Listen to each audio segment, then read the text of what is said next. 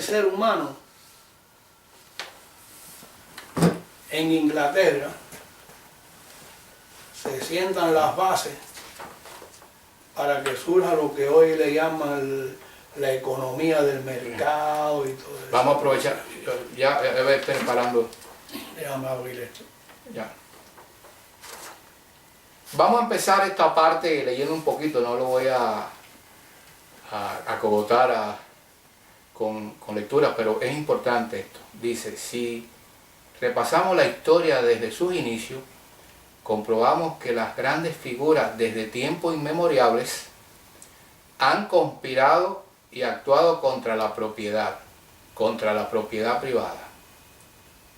Desde que el mundo es mundo, tenemos a Buda, a Mahoma, a Jeremías, a Esenios, a Isaías, Aristóteles, Platón, San Francisco de Asís, Tomás Moro, abadías y conventos, Martín Lutero, Saint-Simon, Jacobo Rousseau, Diderot, Babov, Marat, Karl Marx, Mao Zedong, Fidel Castro, Hugo Chávez, Pablo Iglesias, Monedero. Solamente alguien que defendió la propiedad privada cuando dijo: la propiedad privada es una institución económica deseable porque complementa el deseo interno del hombre por el orden. Por lo tanto, la propiedad no es contraria a la ley natural, sino un agregado creado por la razón humana. La propiedad privada es la mejor garantía para una sociedad pacífica y ordenada, debido a que prevé lo máximo, los incentivos para un uso responsable de la propiedad. Así se refirió Santo Tomás de Aquino sobre la propiedad privada, y uno más. De igual manera, Abraham Lincoln nos enseña: no dejen a aquel que no posee casa que destruya la del prójimo, pero déjenlo trabajar diligentemente para que se fabrique una para él, y así, con el ejemplo, tenga la seguridad que la suya estará segura de cualquiera que quiera destruírsela con la violencia. Abraham Lincoln. Ahora volvamos a la comunidad europea, al socialismo blando que de la misma forma que el bolchevique lo que es un atentado contra la propiedad privada, muy sutil, muy lenta, muy blanda, pero es la misma génesis. Ahora estamos viendo que dentro de 2 o 3 días va a haber un referendo en Inglaterra para si se salen de la Comunidad Europea o no. Parece algo imposible de lograrse, pero es que las necesidades están presionando y empujando a las naciones que conforman parte de la Comunidad Europea a tomar otros rumbos. ¿Qué tú tienes que opinar sobre eso? Sobre el caso de España, tal parece como que el pueblo español ha olvidado lo que significó los 3 años de la Guerra Civil Española, donde socialistas, comunistas mataron, violaron, hicieron todo lo que quisieron hacer durante aquellos 3 años, y parece que hoy las generaciones de esta época han olvidado lo que sufrieron los españoles en aquellos 3 años.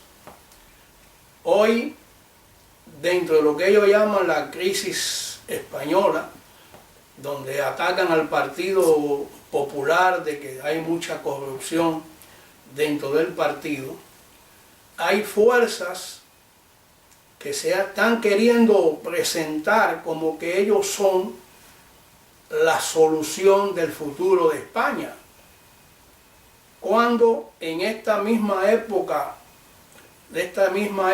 contemporánea de nosotros, hubieron socialistas que gobernaron en España y llevaron a España a una situación económica, vamos a decirle, delicada. Y sin embargo esos mismos señores se nos presentan hoy como los magos que van a solucionar la situación por la cual está atravesando España. Se presentan con la misma doble máscara de que yo soy socialdemócrata, de que vamos a ver cómo solucionamos los males económicos que hay en España, mientras que otros que se presentan al principio, como el señor Pablo Iglesias, que cuando Sánchez le pidió para hacer una coalición, le dijo que él solamente iba a unirse con Sánchez si a él le daban la vicepresidencia de la nación. Es decir, son señores que lo que tienen deseo es de llegar al poder. Lo único que ambicionan no es solucionar la situación económica ni social del pueblo español, es llegar al poder. Esa ambición de llegar al poder para entonces establecer lo que ellos llaman el paraíso socialista. El estado de... Donde vamos a establecer el estado del bienestar social, donde el gobierno va a crear una serie de programas sociales, donde todo ese dinero va a salir de las arcas del gobierno, que son los taxes del pueblo español. Pero estos señores que son persistentes, si ustedes se fijan bien en las dos figuras que representan la fuerza socialista en España, son persistentes, son personas que lo que quieren es llegar al poder, es lo único que ambicionan. El mismo Iglesias lo dijo desde el principio: yo me uno a Sánchez si me dan la vicepresidencia de la nación. Iglesias es nieto e hijo de un par de comunistas españoles. Es decir, la idea de él es marxista. Y revanchista también. Hay una especie de revanchismo de los que perdieron en el 39. No, exactamente. Hay como una... Los de entonces no son nuevos, son viejos. Ideas viejas. Es que ellos han intenciones viejas. Ellos han heredado. Voluntades viejas. Ellos han heredado. Complejos viejos. Ellos han heredado. Ellos han heredado esa, ¿cómo decirte? Esa derrota que ellos sufrieron en el año 39, ellos lo han heredado. Y entonces ellos guardan como cierto rencor, que es lo que lo mueve, el rencor de que perdieron la guerra civil española.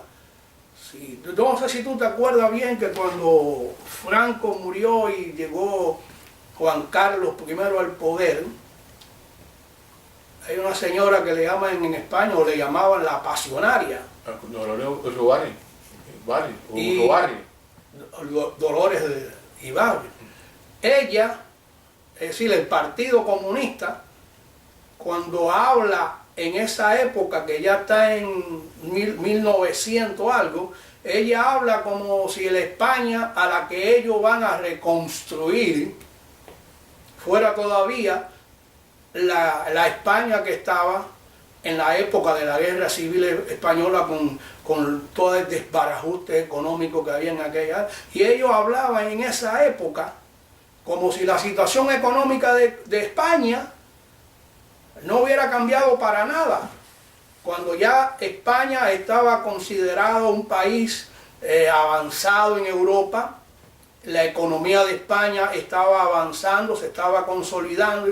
Sin embargo, ellos seguían con esa retórica barata que tienen de que la situación en España pues era parecida a la de la Guerra Civil Española.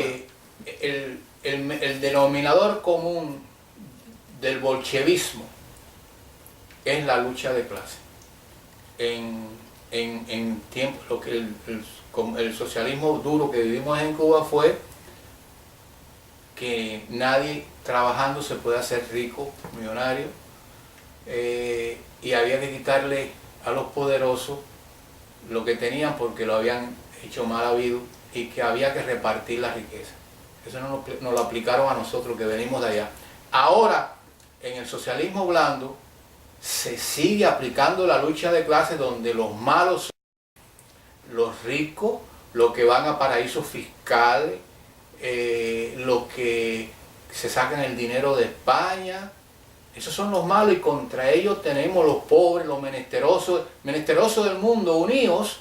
Tienen que irle arriba pero con odio. Y es lo que está planteando Pablo Iglesias y toda esa caterva de ñangarones, engendrar ya el odio de clase.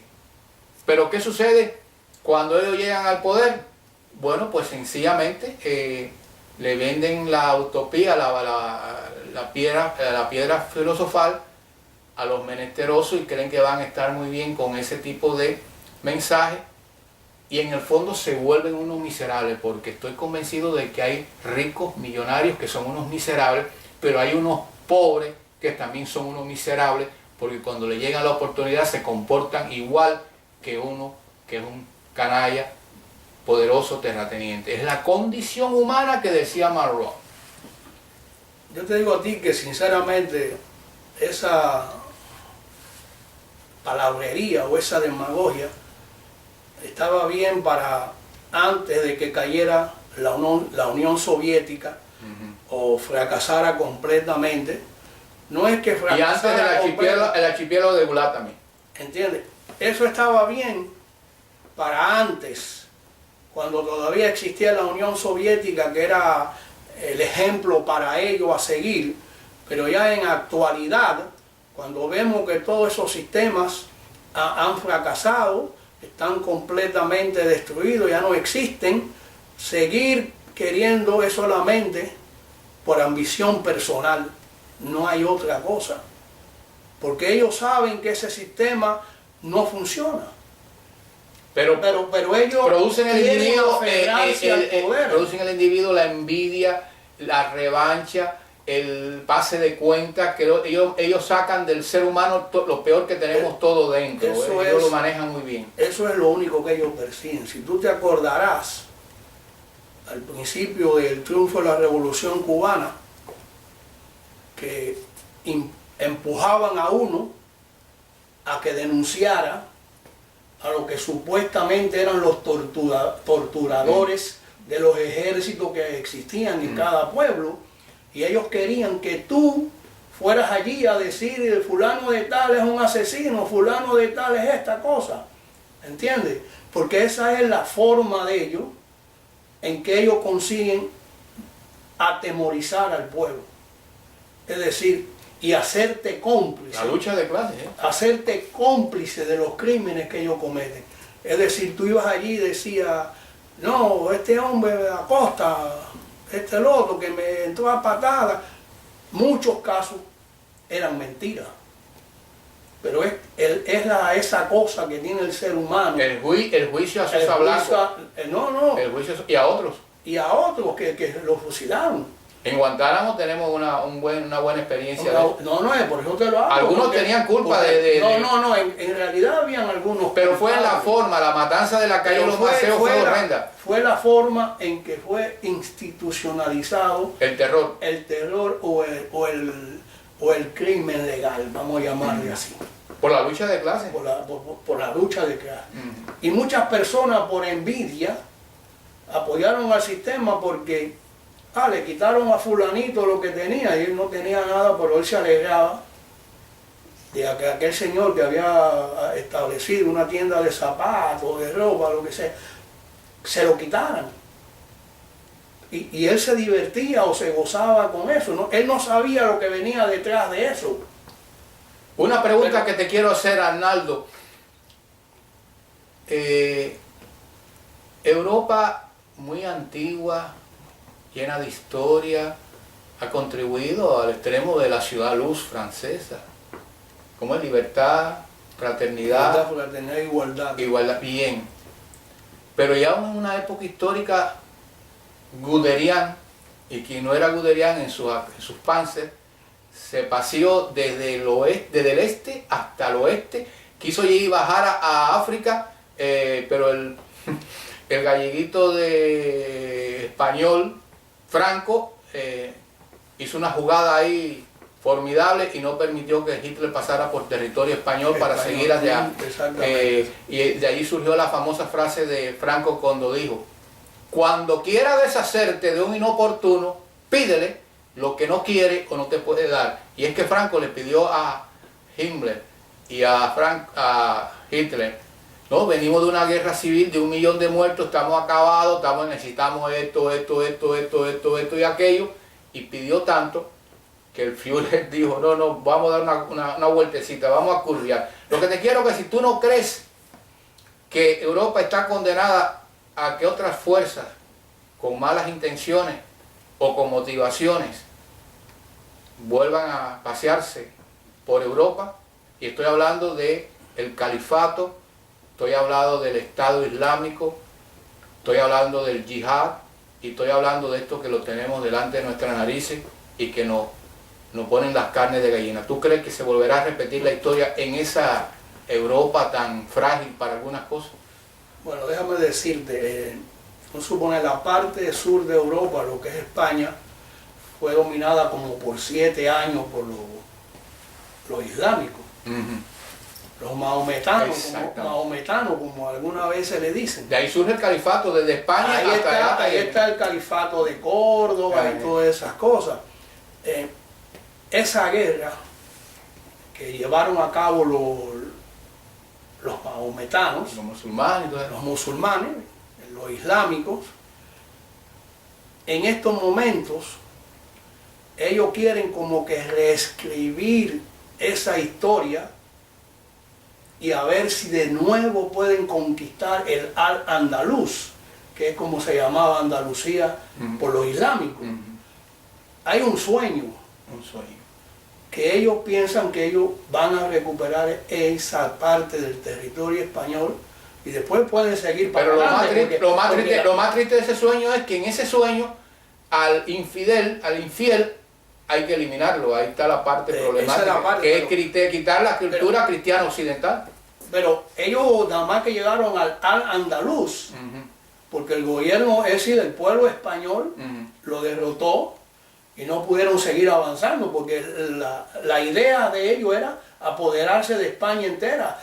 Quizás no solamente era de España, sino de Europa entera, como se apoderaron de África entera. ¿Entiendes? Hoy África, que era un país antes muy cristiano, hoy es un pueblo completamente musulmán. Hay muy pocos reductos de ese cristianismo. Igual que en Mesopotamia, hay muy pocos reductos del cristianismo original que estaba en Irán y toda esa parte ahí de Mesopotamia. Pero ellos tienen un sueño que se nota por la forma en que ellos están invadiendo, se puede decir. Serán personas que están huyendo de persecuciones en sus propias tierras, ¿no? En sus propios países, como en Siria. Pero la idea en sí, fundamental, esa es la idea fundamental del mahometanismo, es como de apoderarse del mundo. Tienen que apoderarse de Europa y tienen que apoderarse de América. En estos momentos en nuestra propia América Latina hay varios países donde ya hay hombres y mujeres que se han convertido al Islam. Es decir, que el día de mañana quizás las fuerzas islámicas sean tan, Dios quiera que no, pero quizás el día de mañana las fuerzas islámicas sean tan fuertes en nuestros países que tengamos un presidente islámico. Bueno, pero de la forma en que ellos están invadiendo a todos los países. Ya tenemos aquí un presidente musulmán. Bueno, Salam aleikum. ¿Es esa? Mira, te voy a decir... yo no sé si Obama se le pueda acusar así directamente de que no, sea no es acusar, es musulmán. Incorporar. Yo lo que sí pienso es que él tiene parte de su origen es musulmán. Bueno. Por algo se llama Barack Hussein Obama. Es decir, Hussein es un nombre arábigo. Pero yo pienso más que la actitud de él y eso de que él no quiera hablar así directamente de que terrorismo, es por el compromiso, pienso yo, moral que tiene él con su familia. Bueno, él tiene familia en África pero, que son musulmanes. Pero no creo que la parte familiar, yo creo que, y alguien me dijo que sabe mucho de esa religión o de esa cultura, es que ellos en la Sharia, un musulmán no puede delatar a otro musulmán, eso no se puede aceptar. Es decir, si tú eres musulmán, tú no lo puedes denunciar a otro musulmán. Bueno, y eso es súper agresivo y súper fuerte, y cuando vemos que esta persona se resiste, le quiere dar todavía un espacio a la cultura islámica dentro de los Estados Unidos. Y en Estados Unidos ha habido grandes influencias de muchas culturas, pero todo llega a una crisis. Y yo creo que en este momento del melting pot y una serie de sueños que se han aceptado, se han querido que sean en Estados Unidos, hay una gran crisis donde nos lleva a no necesariamente aceptar que este es un país que se puede convertir en un crisol de culturas y de influencias, porque estamos en una crisis donde se ve que hay una cultura que nos quieren imponer una serie de cosas que entran en problemas. Ahí es lo malo. Esta es un melting pot, como tú dices. Es en realidad así. Se ha vendido eso. Pero si tú te das cuenta, casi todas las culturas que han venido a los Estados Unidos se han como aclimatado, se han adaptado. Quizás se han incorporado. Quizás en su grupo ellos mantengan sus tradiciones, pero en su actuar público son personas que se identifican con los Estados Unidos. Bueno, pero te voy a decir, Estados Unidos no ha llegado a eso, pero mira, tenemos el problema de España, el problema de Inglaterra, el problema de Francia.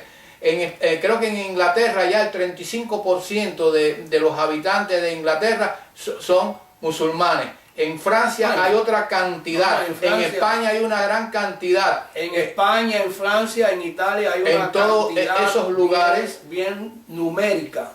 Hay una cantidad numérica de musulmanes que no es desde ahora que están entrando. Entonces, hace años que están llegando. Cuando tú ves países como Austria, países como Inglaterra y como otros países que quieren regresar a su nacionalismo y decir, porque lo que quiere hacer Inglaterra si logra salirse de la Comunidad Europea es fortificar su frontera, porque una de las cosas que quieren los ingleses y quieren otros, que se acabó esto del Tratado de Schengen, donde tú puedes pasearte de todos esos países que pertenecen a la comunidad, tú entras a una frontera y no tienen que enseñar nada, tú pasas, tú sigues, y tú llegas hasta allá, hasta el Mediterráneo.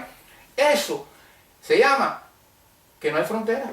El sueño socialista, que no haya frontera. Entonces la realidad nos está golpeando en Estados Unidos como los ilegales y en Europa como el problema y ya vemos, por ejemplo, que hay países que quieren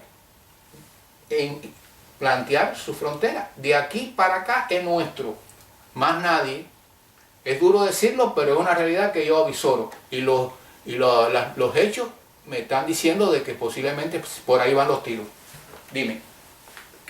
Yo te diría a ti que en Europa quizá lo que está no funcionando, suponer cuando existían las 13 colonias norteamericanas aquí en lo que es el continente de América, y ellos iban incorporando otros estados, vamos a llamarle así, todo estaba bajo el mismo control y se impuso un solo idioma. Es decir, el que llegaba aquí, que era polaco, tenía que aprender el inglés y tenía que adaptarse a la cultura de esta nación. En Europa yo lo que veo es que hay varias naciones, creo que hay como 20 y pico de naciones, algo así, que se han unido, quieren como formar unos Estados Unidos de Europa. Ahí está. Pero no hay lo que se llama la identidad idiomática. Es decir, ellos quieren hacer unos Estados Unidos de Europa, pero que cada nación siga hablando su idioma, tenga sus mismas costumbres o sus mismas tradiciones. Las tradiciones son algo muy importante en el pueblo, le da personalidad a ese pueblo. Y le da fuerza. Y le da fuerza. Entonces yo lo que veo en Europa es, yo veo el fracaso de Europa en el sentido ese de que no han logrado una unidad homogénica. ¿Entiendes? Y entonces hay países que son más ricos que otros, que son los que están cargando en realidad con la creación de la Unión Europea. Hay países que no pueden poner en otras palabras, hay países que no se pueden poner en otras palabras, Mao Zedong uniformaba a los millones de chinos con un mismo uniforme. La comunidad europea nos quiere uniformar con un concepto colectivo donde nuestra personalidad, nuestra forma de ver las cosas se subordine a un proyecto superior. Y eso está entrando, funcionó un tiempo, muchos años, pero está entrando en crisis que lo vemos. Es más, yo creo que se está terminando esto, pero te voy a decir algo. Se está viendo, ayer hubo un enfrentamiento entre rusos, franceses y del fútbol. Cuando tú ves que tú has fabricado ese fútbol internacional, la mundial de fútbol que la van a celebrar en París, y tú ves que los hinchas rusos se entran a piñazos en una batalla campal en las calles y hay creo que un muerto, ahí te demuestra que algo no está funcionando bien, que hay un problema de enfrentamiento que hasta en el deporte se está viendo. Yo estoy pesimista. No es que sea, bueno, yo solo he visto también un suponer en Argentina. En Argentina hay fanáticos, esa es una palabra que le han puesto los simpatizantes de un equipo, ¿no? Fanático, y la palabra fanático te lleva a un extremo. A un extremo. Y entonces, ¿cómo tú vuelcas ese extremo cuando tu equipo pierde? Y el otro viene a mofarse de ti, de que tu equipo, pues tú reaccionas fanáticamente. Y fanáticamente es liarte a golpe con aquel que se está mofando por la pérdida de tu equipo. Pero mira, se supone que la gente del deporte, se supone que los rusos, que toda esa gente, Tolstoy, Dostoyevsky, Pedro el Grande con el Mitage y toda esa maravilla de la civilización.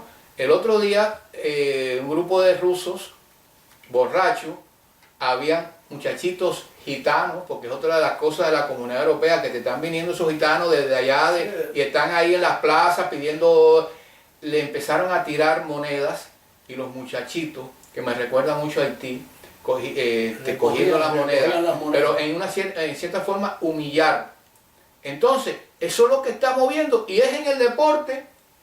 Hay un mal de fondo en ese continente. Que lo único que lo salva, te voy a decir la verdad, es el nacionalismo. Es el nacionalismo. No sé si ya tú querrás acabar, pero te voy a decir una cosa. No, yo no quiero acabar, lo que pasa es que... Espérate un momentico, a ver si... Europa es un continente que ha tenido varias guerras. Ha tenido guerras inclusive de 30 años. Francia contra Alemania, Francia y España contra Alemania, tal nación contra la otra nación. Entonces quizás eso también, en el sentir de esos pueblos,